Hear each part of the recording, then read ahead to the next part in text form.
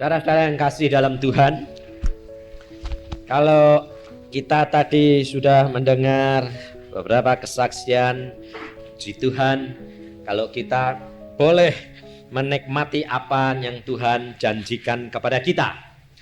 Dan saya juga sudah berkali-kali memperingatkan saudara, jangan menyanjung hamba Tuhan. Nanti berarti saudara itu masang tali gantungan pada saya atau pada hamba Tuhan yang lain.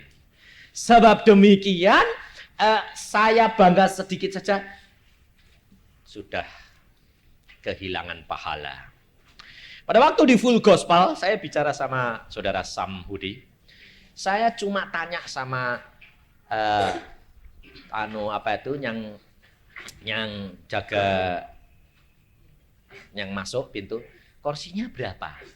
Hanya tanya kursi loh. Terus Tuhan ngomong sama saya, awas Yusa, kowe tanya-tanya kursi, nanti kalau tahu banyak, nanti terus wah. Oh iya, ampun Tuhan, enggak sekarang aku peduli amat. Saya bilang, nah ini loh saudara, sedikit saja sudah diperingatkan. Kalau kita peka, kita tidak usah takut. Lalu Tuhan mengatakan pada saya, engkau ingat, sekarang tanamkan terus menerus. Tuhan bilang, engkau hanya mengarahkan. Tetapi semuanya pekerjaan Roh Al Kudus. Saya punya Alkitab yang saya bawa kemana-mana. Kalau kalau diambil orang saya bisa pusing. Sebabnya apa? Di sini ada tulisan yang saya tulis yang tidak dapat saya lupakan. Karena ini pesan langsung Tuhan pada waktu saya di dalam pengasingan. Pesan diingatkan, suruh menulis, bahkan suruh menggambar. Dan Tuhan mengatakan, jangan lupa, kemanapun ingat itu. Bahwa engkau, dari saya ini Tuhan mengatakan, hanya tulang-tulang kering. Yang hanya tulang-tulang kering, dan saya itu dilihatin loh. Pada waktu Tuhan memberikan ini tuh saya lihat. Saya pada waktu itu sedang berdoa, Tuhan mengatakan, itu ada kuburan. Wah, kaget saya. Wong sembayang, muji-muji Tuhan, kok ditujui kuburan? Lalu saya bilang, kuburannya siapa? Bongkar. Saya bongkar. Yusa mati. Saya sudah dikubur. Lalu, masih utuh tapi, utuh. Masih bagus tubuh saya. Saya lihat, Yusa mati. Tutup lagi. Tutup, ya tak tutupi. Ya wong suruh tutupi, tak tutupi. Sama tanah luwes. Tak tulis, Yusa mati. Besoknya saya sembahyang lagi, Tuhan mengatakan, kamu bongkar kuburan itu. Loh, orang sudah mati kok Tuhan, busuk. Enggak, bongkar lagi. Tinggal tulang.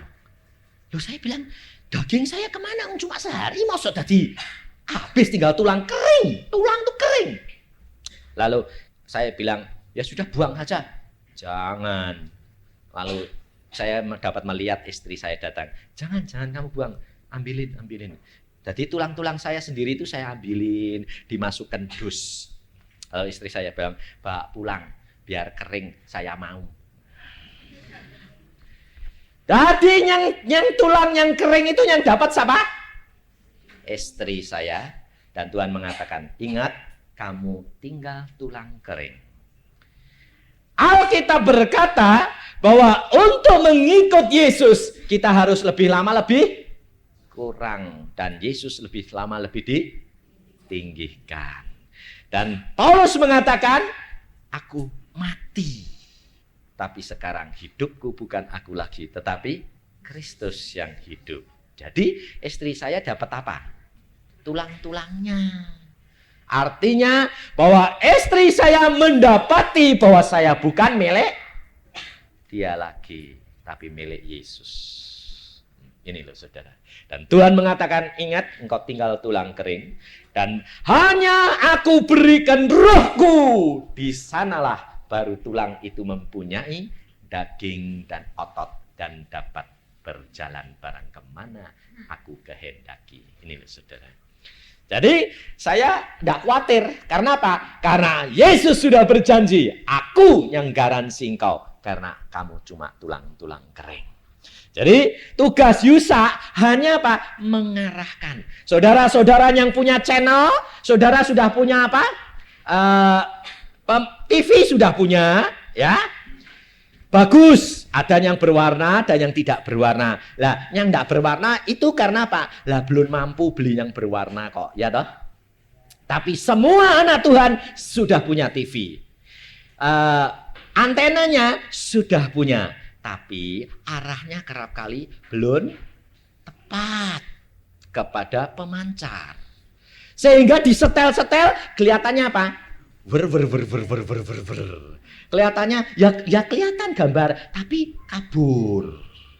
Sebab apa? Sebab antena itu tidak terarah pada pemancar yang tepat. Saya tugasnya cuma saudara mengingatkan, engkau sudah punya TV, engkau sudah punya antena, tapi pasanglah antenamu pada pemancar yang tepat. Channel yang tepat. Channel kita di mana?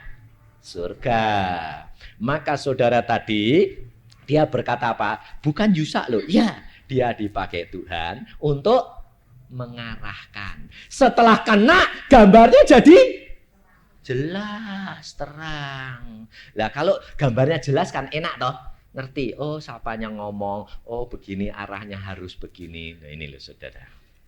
Tapi jangan takut. Kita kalau sudah punya arah yang tepat, hati-hati. Jangan lalu kalau sudah tahu, lalu sengaja memanfaatkan. Lalu memperalat Tuhan, tidak menurut Tuhan. Nah, jadi banyak orang yang sudah dapat tahu, lalu dimanfaatkan sekalian. Nah, lalu umpamanya emahnya sudah sembuh, ya toh? Sekarang sedikit-sedikit lalu begini. Dalam nama Yesus, sekarang tidak kenal obat. Nah, tidak mau obat sebab aku sudah punya kuasa sendiri. Itu salah. Nanti dokter Budiono itu tidak laku. Dan dia jadi dokter itu kehendak Tuhan atau enggak? Kehendak. Karunia Tuhan enggak? Karunia. Tapi kok tidak dimanfaatkan? Lah anak-anak Tuhan semua enggak bisa. Kenneth Hagin sendiri pada waktu dia dipakai Tuhan dengan luar biasa, dia turun dari trap khotbah, jatuh geledek, tangannya putus. Dia bilang, dalam nama Tuhan Yesus, nyambung. Dalam nama Tuhan Yesus, nyambung. Nggak nyambung. Lalu dia bilang, kok nggak nyambung Tuhan? Tuhan mengatakan, masuk rumah sakit, operasi. Loh, kuasamu di mana? Tuhan mengatakan, tidak begitu caranya. Tapi kita harus tanya sama Tuhan, channelnya itu yang tepat. Apa yang saya harus lakukan Tuhan sama ini?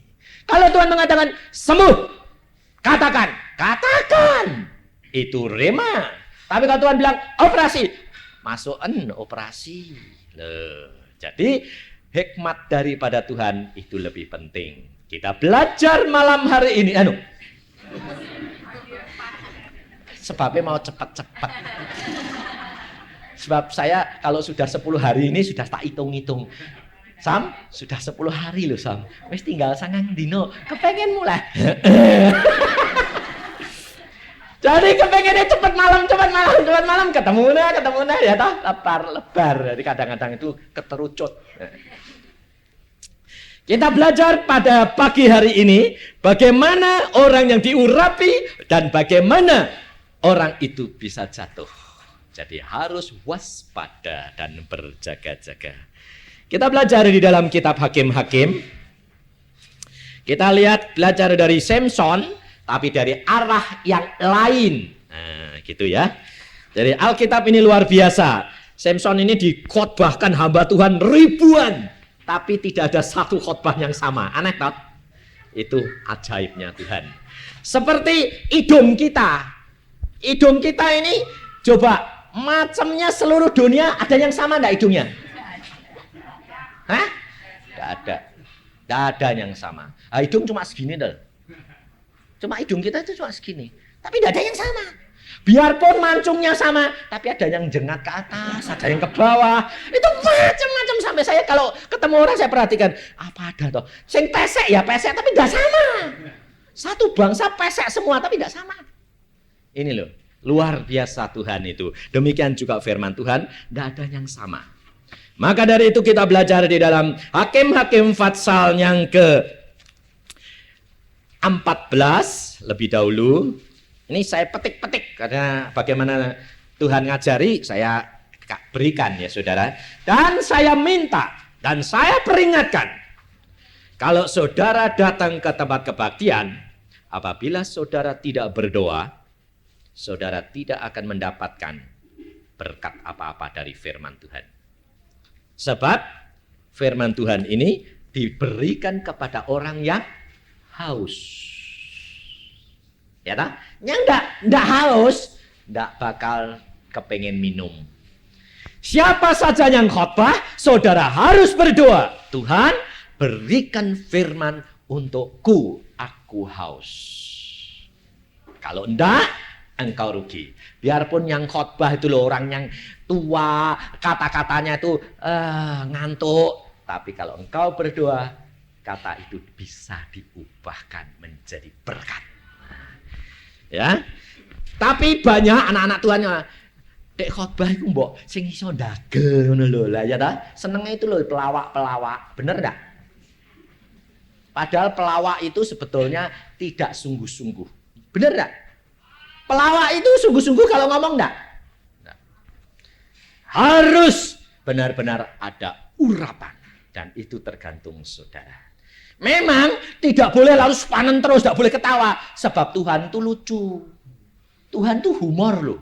Sampai saya kadang-kadang sampai kepingkal-pingkal. Saya bilang, Tuhan, kok lucu sih Tuhan. Loh, aku tak lucu. Nanti anak-anakku tuh mukanya panjang kabeh. Gak pernah ketawa. Padahal tadi mengatakan firman Tuhan mengatakan apa?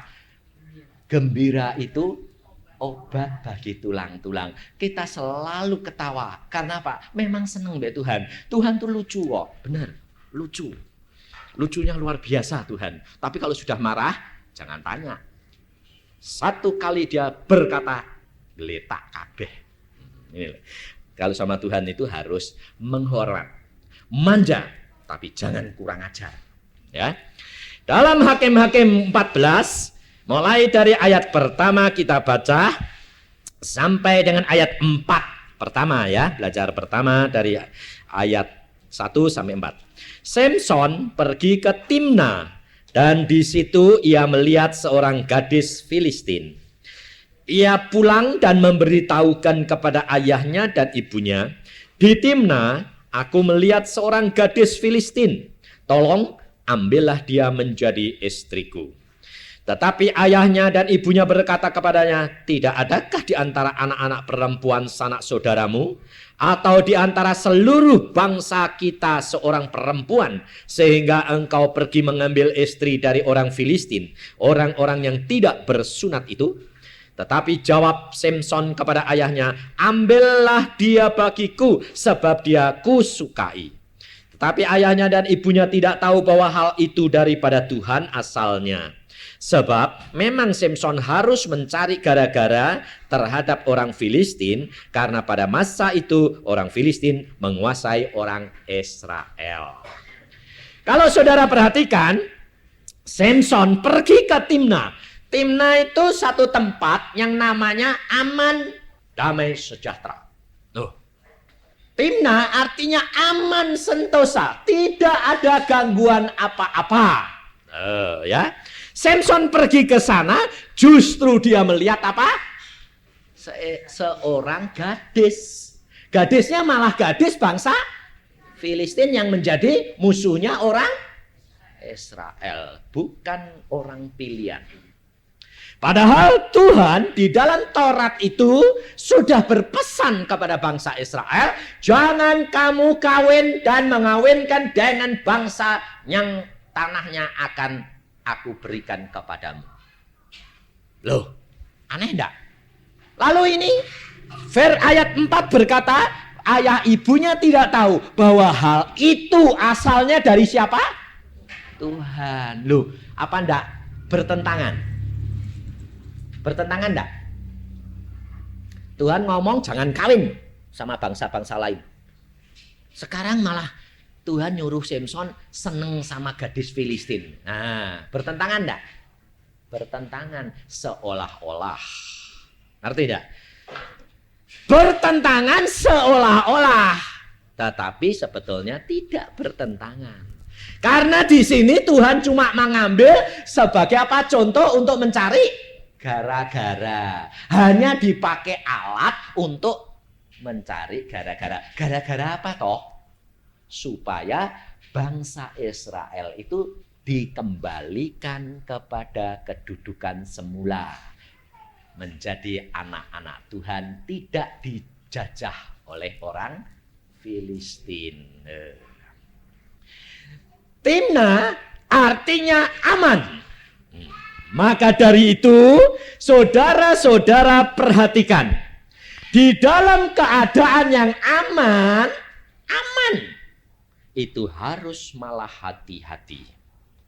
Tuhan Yesus pesan apa? Apabila orang mengatakan damai sejahtera, aman, tidak ada apa-apa, pada saat itu maka akan terjadi kedatangan anak manusia yang mendadak. Semua malapetaka akan menghancurkan bumi ini, ya saudara. Pada waktu Nuh masuk bahtera, orang kawin mengawinkan. Aman enggak? Aman, damai sejahtera. Justru di situ sebentar lagi datang apa? Air bah. Ibu-ibu perhatikan. Kalau engkau hidup di dalam damai sejahtera, aman, hati-hati. Hati-hati. Nyatanya hidup keluarga baik, sentosa, suami istri saling mengasihi, anak-anaknya tumbuh, tahu-tahu suaminya kecantol orang. Loh, aman-aman jadi hilang, betul enggak? Lalu tidak ada apa-apa, anaknya ganja, masalah.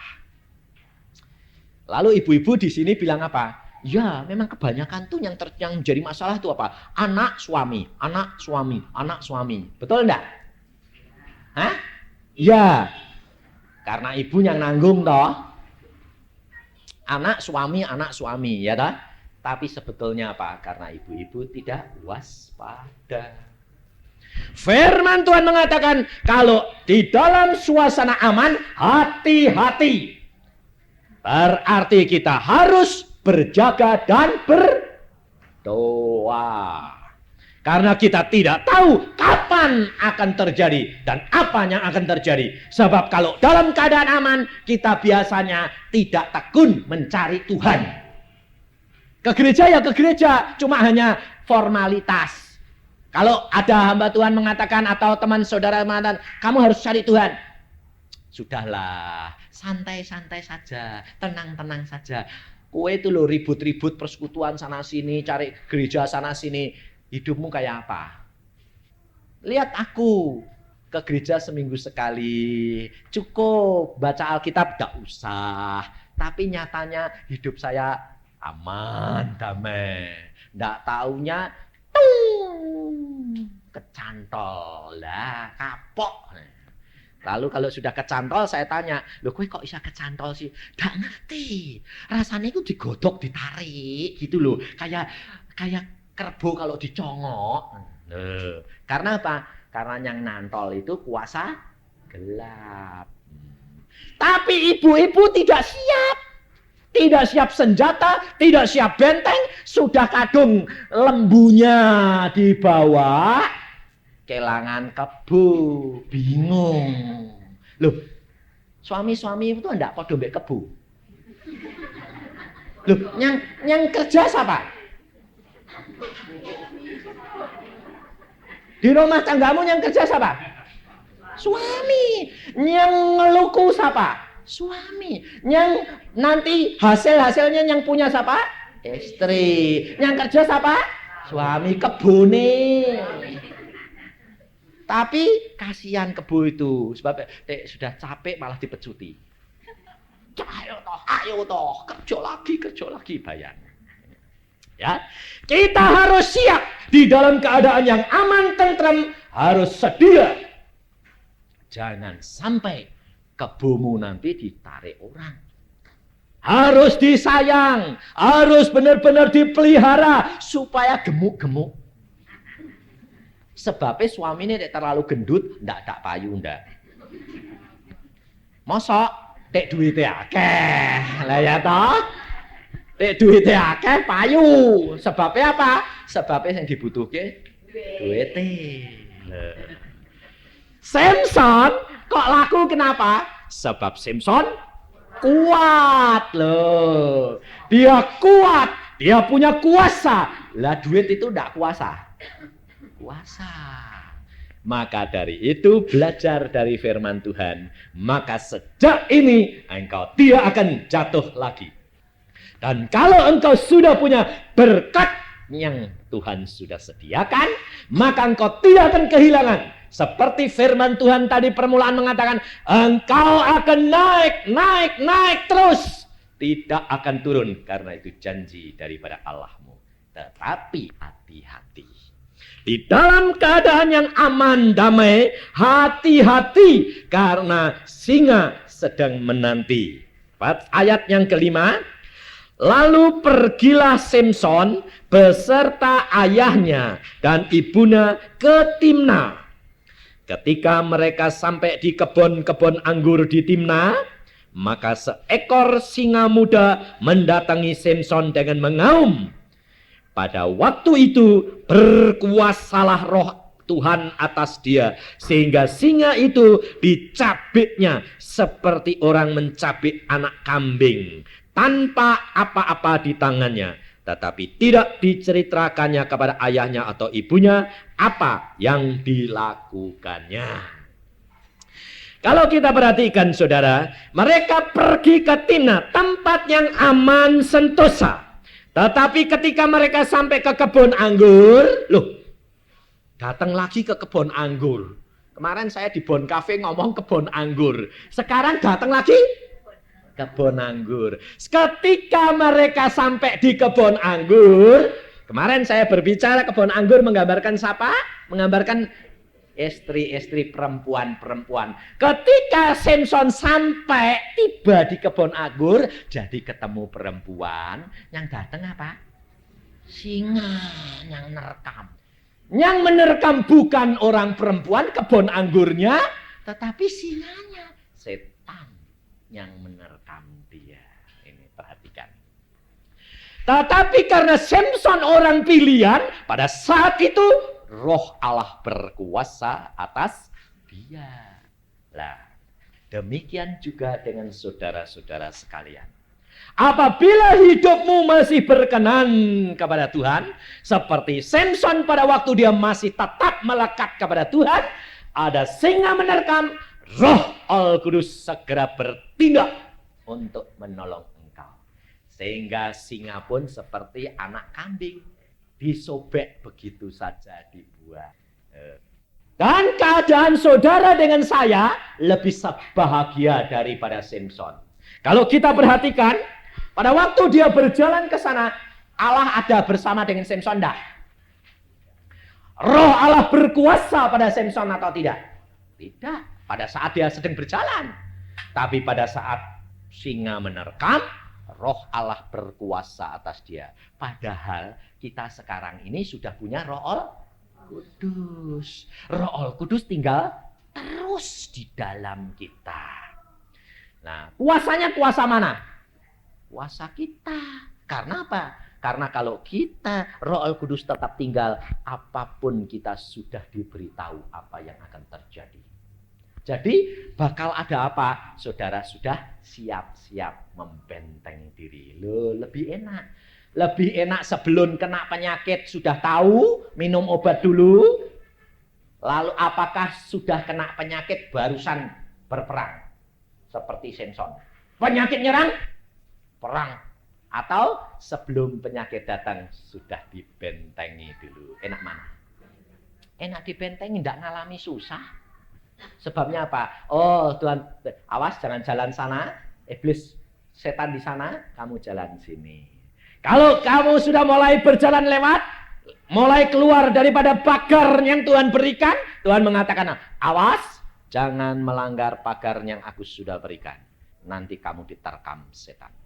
Nah, ini kerap kali kita tidak dengar-dengaran, tidak taat apa yang Roh Kudus pesankan kepada kita sekalian. Sehingga kerap kali Samson, kita mengalami keadaan seperti Samson. Kalau pada waktu pertama kali Samson kawin sama orang Filistin, jadi batu sandungan enggak? Jadi batu sandungan. Tapi Tuhan tahu ini cuma dipakai gara-gara. Akhirnya jadi istri Samson sungguhan enggak? Hanya dipakai alat untuk jadi gara-gara. Jadi saudara jangan kaget. Kalau engkau tidak dekat Tuhan, kemudian anak terjadi peristiwa, lalu menjadi masalah dalam keluarga, suami hilang, itu jangan kaget. Itu hanya dipakai alat oleh Tuhan karena Tuhan mau mengembalikan kamu kembali menjadi anak-anaknya yang sempurna kembali. Sebab apa? Sebab Tuhan tahu kamu sudah jauh dari Tuhan. Saking amannya, enak-enak, tidak butuh Tuhan. Ini. Tetapi bagi ibu-ibu yang sudah aman, hati-hati. Kau harus benar-benar melekat kepada Tuhan. Jangan saking amannya, lalu kesengsem dengan harta benda, dengan segala sesuatu, merupakan ikatan, itu berbahaya. Saya sendiri pada waktu mau datang ke sini, saya dimarahi Tuhan. Saya barusan cerita sama Sambudi. Jangan saudara kira bahwa makanya saya itu tidak merasa saya punya hasil apa-apa. Tidak, itu hasil kerjaan Roh Kudus. Bapak, saya mau datang ke sini, 2 minggu sebelumnya Tuhan tuh sudah bicara sama saya. Dalam mimpi saya sudah dilihatkan. Tuh lihat, Yusa, kamu ribut sama mobil. Loh, saya padahal pada saat itu tidak ribut mobil. Kenapa? Mobil saya itu CT itu sudah belel, tidak karu-karuan. Saya bilang, malu dong Tuhan, tapi saya mau pelayanan, urusan nanti. Tapi Tuhan sudah melihatkan bahwa sebelum saya pergi ke Surabaya ini, saya ribut dengan mobil saya. Atau saya bilang, enggak. Tapi apa yang Tuhan sudah lihatkan, itu terjadi. Maka karena apa? Karena setiap kali Tuhan itu memberitahukan kepada saya, apa yang akan terjadi, sudah diberitahu. Lalu, seminggu sebelum saya berangkat, bener tukang CT teko. Saya lupa mimpi saya bilang, ya wes cat. Nah, Senin mulai dikerjakan, saya beli cat, saya suruh ngecat, baru otomatis kan saya ngontrol. Sibuk sampai Sabtu barusan selesai. Minggu saya terbang ke Surabaya. Malamnya Tuhan bilang, itu Yusa. Ya ampun Tuhan. Saya orangnya keras, saya bilang, ya apa Tuhan? Sebab saya sudah ambil keputusan. Apabila nanti Tuhan tidak berkenan, saya akan teleentrokal sama Sam. Batalkan semua pelayanan Surabaya. Saya tidak melayani sebab saya menurut kehendak Tuhan. Tuhan lihat kenapa saudara? Saya itu membawa beras. Beras itu saking tidak ada waktunya, saya harus ngasih orang makan banyak. Tapi beras itu saya masukkan saja di air yang mendidih. Plung, cepet, ayo. Wah, belum matang lagi. Ayo. Lah, tidak matang. Lalu Tuhan mengatakan, itu apa kerjamu? Kamu aku suruh kasih makan orang segini banyaknya, tapi yang kamu bawa beras mentah. Tahu enggak? Aduh, ya betul Tuhan. Saya bilang, ampun, saya minta ampun. Saya batalkan Surabaya ini Tuhan. Saya tidak melayani. Sebab percuma ngasih makan orang itu beras, tidak nasi. Saya bilang. Tapi Tuhan mengatakan apa? Habis itu saya berdoa begitu, saya tertidur lagi. Saya sudah ambil putusan loh. Tuhan mengatakan, tidak caranya begitu. Loh, nah bagaimana? Bukankah engkau itu tulang-tulang kering? Oh iya, tulang kering, saya bilang. Tulang kering. Nah, tetapi yang mengerjakan siapa? Roh Kudus. Aku nanti akan memberikan segala sesuatu melalui engkau. Engkau hanya saluran. Dan semua berkat itu anugerah Allah. Dan saya ditunjukin lagi. Pada waktu kecil, saya itu main kelereng. Suka main kelereng. Tapi yang main orang banyak, hasilnya sudah diambilin orang banyak. Tetapi saya di situ masih ada 1 biji. Dan di dalam permainan itu yang megang 1 biji itu kan pegang peranan. Karena siapa yang sudah mendapatkan 1, maka yang semuanya harus dikalahkan. Kalau semuanya dapat dimatikan, kelerengnya itu dikenakan, maka hasil mereka kembali kepada saya. Dan saya dilihatkan, saya lihat, tinggal saya ini cuma punya 1. Tapi mereka sudah punya banyak, harus saya menangkan. Padahal tidak orang 1, banyak. Tapi saya mengatakan, Tuhan, aku hanya punya sedikit, hanya sedikit, 1 saja. Tetapi bagimu tidak ada barang yang mustahil. Lalu saya arah semua yang milik orang lain semua tuh. Kena semua. Serahin dong sama saya semuanya. Lalu Tuhan mengatakan, ini aku kerjakan untuk kamu. Makanya lalu saya jadi datang ke Surabaya. Saya tidak takut. Karena apa?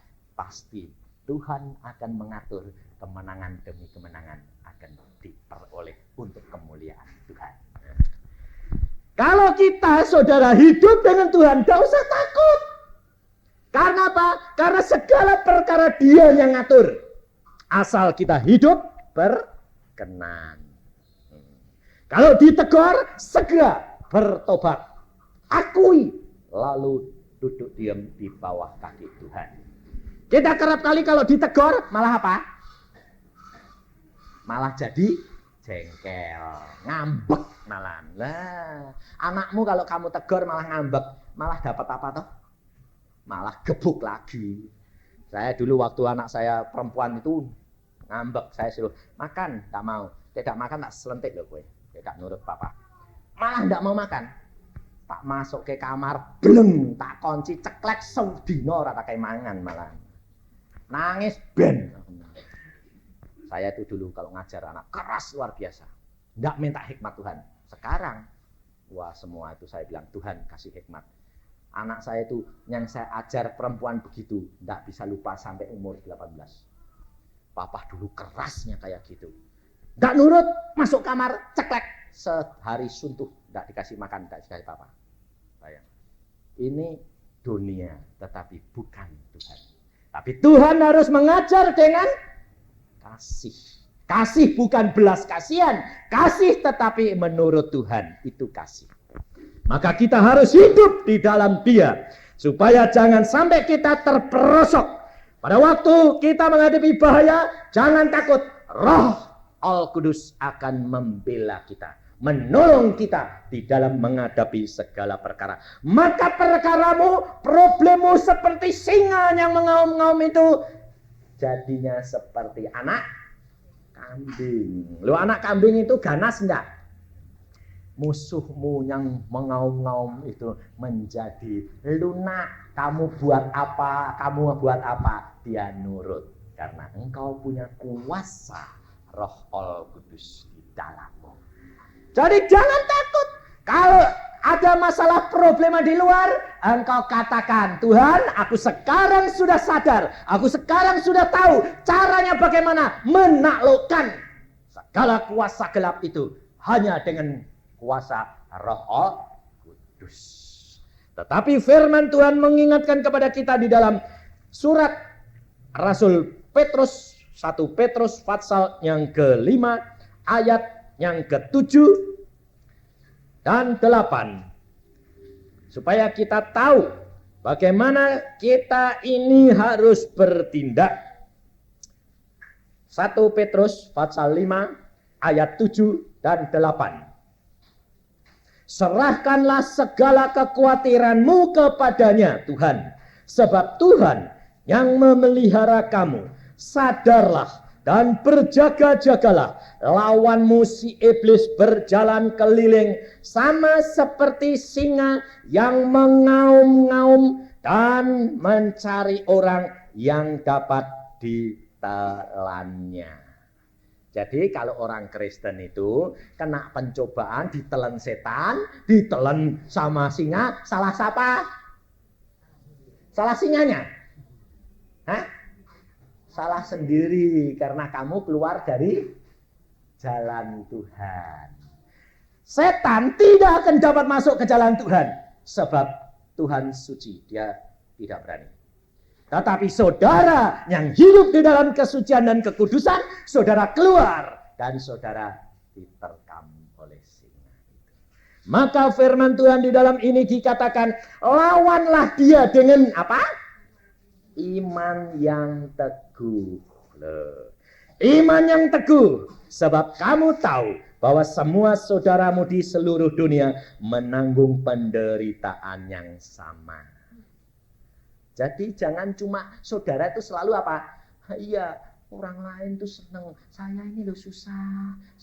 Asal ketemu orang ditanyai, bagaimana kabarnya? Susah. Kenapa susah? Kamu sudah punya segala-galanya. Iya susah. Suamiku hilang, anakku ganja.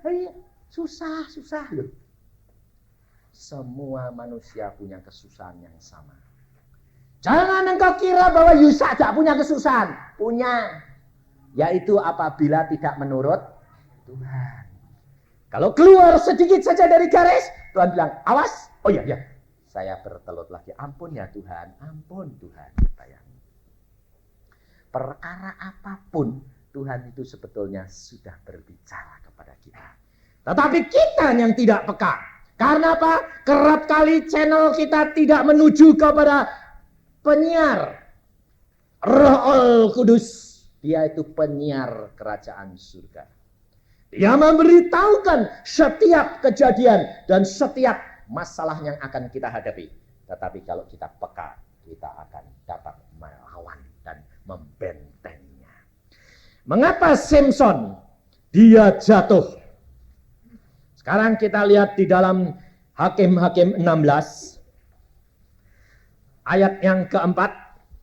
Sesudah itu Samson jatuh cinta. Kalau yang ayat 14 tadi, Samson apa?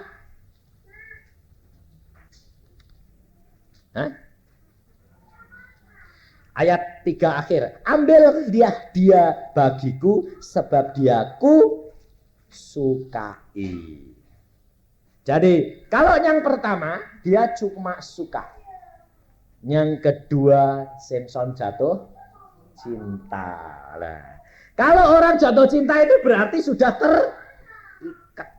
Lah. Saudara bisa jatuh cinta sama barang enggak? Bisa. Ibu-ibu jatuh cinta sama masakan bisa enggak? Bisa. Sama makanan bisa enggak? Bisa. Sama mobil bisa enggak? Bisa. Ini loh. Kalau engkau sudah mulai jatuh cinta, itu hati-hati. Sebab saya tidak bilang engkau bakal jatuh cinta sama suamimu. Tidak. Sebab suamimu sudah jadi milikmu, pasti cintanya tambah luntur. Saya garansi kok 90% di sini ibu-ibu. Cintanya tidak tambah lekat, tapi tambah jauh. Benar 90% di sini, saya terus terang. Saya tidak mau bohong. Cintanya sama suami, coba diukur. Cintamu pada waktu kamu pertama ketemu kawin bulan madu sama sekarang cinta mana? Jujur coba. Berani bilang cinta sekarang. Enggak toh? Enggak, terus terang yang enggak itu jujur malah ngomong. Yang lain tuh dalam hatinya iya. Tapi malu. Itu kenyataan ya saudara. Tapi engkau coba tanya istri saya. Loh ini saya terus terang. Istri saya kerap kali tanya. Loh kamu sama suamimu enggak tahu tuh. Tambah lama tambah cinta.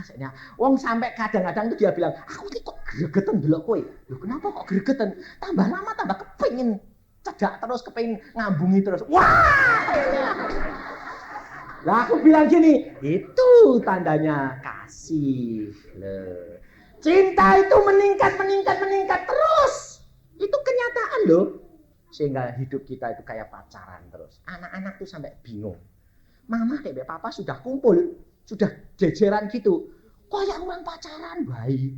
Oh sudah tua loh pak. Loh ben toh. Tua ya ben. Nah tua kan umure. Muda terus kok saya bilang. Sebabnya apa? Kepingin kumpul terus itu. Luar biasa Tuhan itu. Selalu itu rasanya itu kayak kumpul tuh senang. Wong saya itu kalau di Bandung mau pergi kemana istri saya itu ngintil terus. Loh kok udah di kerjaan? Saya bilang, mbok kepengin melu terus kok ini. Wah, sebaliknya saya kalau di luar kepengennya pulang terus bingung enggak? Ini loh saudara, itu keluar sendiri, bukan dibikin-bikin. Enggak bisa dibikin-bikin, itu keluar sendiri saudara. Sehingga anak-anak itu kalau jam makan, mereka tidak ada yang makan di luar. Mereka sedapat mungkin pulang. Sebab apa? Loh kenapa gue kok ribut kepengen mulai? Tek mangan itu campur, papa mama itu rame. Gurau, ngomong, mengemukakan pendapat. Loh. Anak-anak itu jangan, orang tua ini ya, anak-anak itu jangan ditakut-takuti. Malah kalau anaknya sudah mulai dewasa, umur 15-16, itu kan sudah musim pacaran. Wah, orang tuanya bilang, kalau ngomong sedikit, tadi loh, aja ngomong pacaran-pacaran, saya cilik. Kalau saya enggak. Tadi udah sekolahan.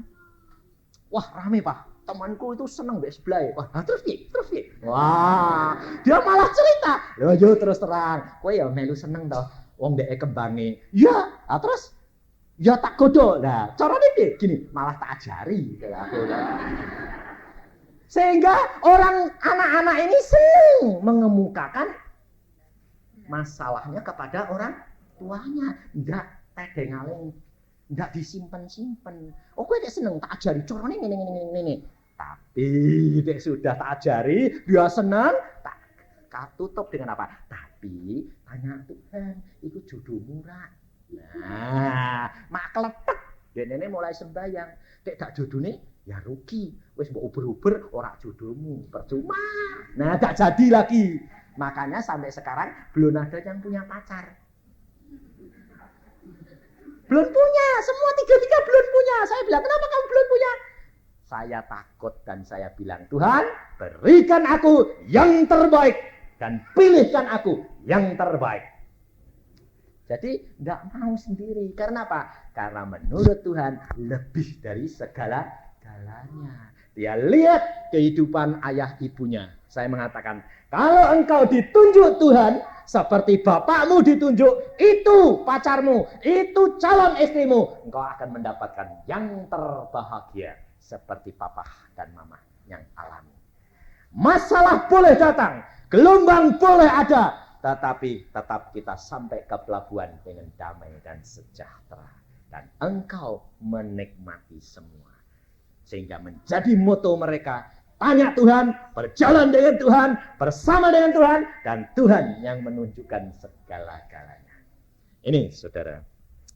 Lalu Samson jatuh cinta kepada seorang perempuan dari lembah Sorek, namanya Delila. Lah, lembah Sorek. Sorek itu artinya kebun, memilih kebun anggur. Sorek artinya memilih kebun anggur. Samson jatuh cinta kepada apa? Delila. Ternyata nama Delila artinya apa? Tambah lama tambah layu. Yang dipilih dia jatuh cinta di kebun anggur, tetapi ternyata anggurnya itu hanya hidup sekejap. Tapi setelah itu layu. Apa yang didapat Samson? Karena dia tidak tanya-tanya sama Tuhan. Apa yang didapat Samson? Mata Samson hilang. Dicungkil. Karena Tuhan mau menyatakan engkau buta. Karena engkau jatuh cinta sehingga mata rohanimu buta. Bahwa yang engkau pilih itu adalah pohon anggur yang sudah mulai layu. Dan hanya memabukkan, hanya menghasilkan buah satu kali yang memabukkan saja. Setelah itu layu. Saudara tahu. Maka dari itu untuk ibu-ibu, untuk masa depanmu tergantung daripada ibu sekalian. Karena suami tidak dapat diharapkan. Tetapi berbahagialah kalau suami-suami sudah takut akan Tuhan, maka ia akan mendapatkan berkat yang luar biasa. Akan anak-anaknya akan mendapatkan berkat dan menjadi anak-anak yang perkasa. Tetapi kalau suami-suami belum, tergantung daripada ibu-ibu. Bagaimana ibu melekat kepada Tuhan sehingga dapat membawa suamimu kembali ke dalam posisi yang Tuhan kehendaki, menjadi anak-anak Tuhan, sehingga berkat Tuhan itu melimpah di dalam keluargamu. Tetapi kalau engkau sudah mendapatkan karunia, engkau sudah dapat berkat dari Tuhan, hati-hati. Jangan kita jatuh cinta sehingga mata rohani kita menjadi buta. Tidak minta pimpinan Roh Kudus, maka kita akan tersesat. Tapi kalau kita berjalan menuju yang Tuhan kehendaki, pasti kita akan selamat. Karena itu sudah dijanjikan Tuhan kepada kita. Itu hak anak-anak Tuhan. Anugerah Tuhan. Kita akan dididik oleh Tuhan. Dipimpin terus. Naik sampai sama seperti Yesus. Sehingga hak kerajaan surga menjadi bagian kita juga. Maka dari itu firman Tuhan hari ini memperingatkan kepada kita sekalian. Bagaimana menjadi anak Tuhan yang perkasa. Menang dari kemenangan kepada kemenangan. Naik terus dan tidak turun sampai kita dijemput Tuhan. Amin.